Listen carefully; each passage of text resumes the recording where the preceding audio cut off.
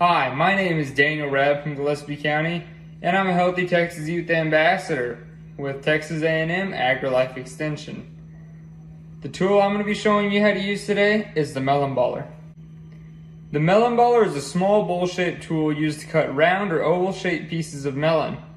The best melon ballers are rigidly constructed with wood or metal handles and sharp-edged stainless steel bowls, which come in several sizes from about 1/4 of an inch to 1 inch. In order to use this tool, it's rather simple. What you do is you take your melon, I've already pre-prepared mine, cut it in half, take it and press it down into the melon and give it a good turn. And once you do that, you pop it out and you have yourself a nice, perfect shape, little ball like that. Alright, and it can be repeated multiple times as long as you have the right equipment and the right amount of patience.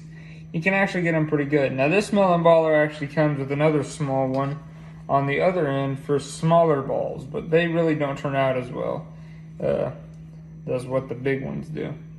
So there's that. That's how you use it. And it's a food safety tip for this: don't cut towards yourself whenever you're using it. Always try to stay away from it and keep a firm grip on the handle. Now, seeing as you're working with fresh fruit, it's always recommended to wash it beforehand. But just keep your hands away from the blade area while you're using it, and always try to use it away from yourself. And a fun fact about this guy is that April 13th is actually Melon Baller Day. So make sure to celebrate Melon Baller Day. Now, a recipe that we could use with this Melon Baller would be making kebabs. Now, what you do for that is you take your kebab and your melon balls and you stick it through there. And you can use other melons, not just a watermelon.